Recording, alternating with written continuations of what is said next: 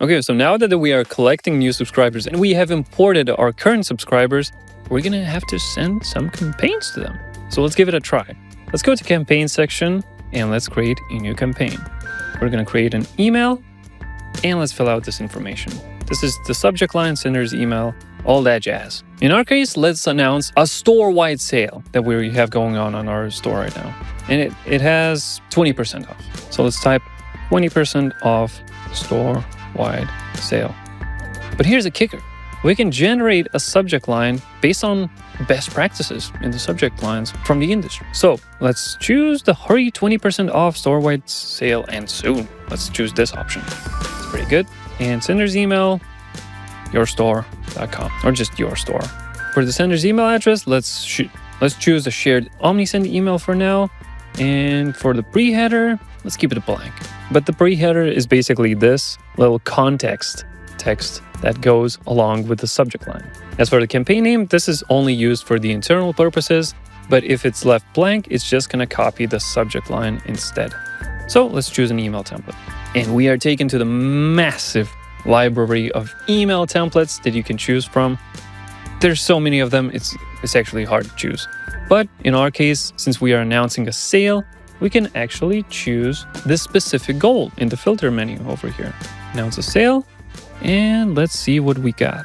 This one seems pretty fitting, so let's use that. And now we are taken to the email builder, and we're gonna adjust the template a little bit. So in the logo, add your logo image here.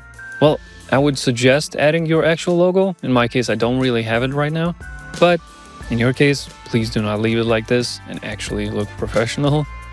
And let's scroll down a little bit. This is the products listing block. You can just select specific products from your store and then they're gonna be added here automatically. So in my case, I don't wanna pick specific products to showcase to the subscribers. I wanna pick them based on their preferences, on their past behavior. So I'm just gonna delete this product listings block and instead add a product recommender block. And here you can select the specific things that you would like to promote to your subscribers.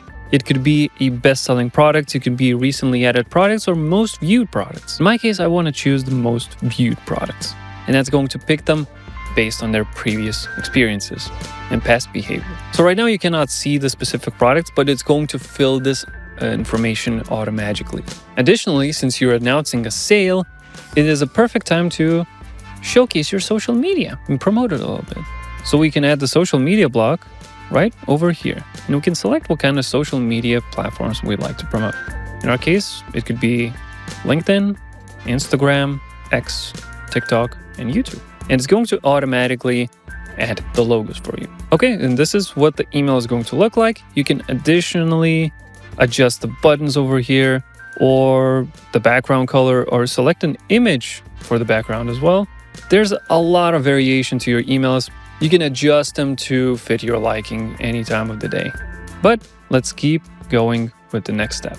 And we are taken to the campaign recipients page. So you can send the campaign to all subscribers, which is not recommended. You would always want to segment your audience based on their preferences, interests, gender, anything. Like some products may be geared towards a female audience. Some of them might be geared towards a male audience. You basically never want to send for the entire list. But in my case, I don't really have any segments right now, because if I choose the let me choose segments option and send to, there are no results found. But I can always create one right over here. For this demo purposes, I'm just gonna select all subscribers for now.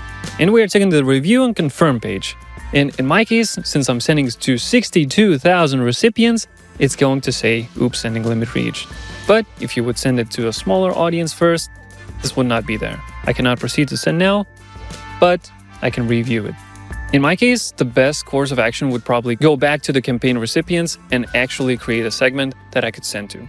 And there you go. Thank you for watching, and I'll see you in the next one.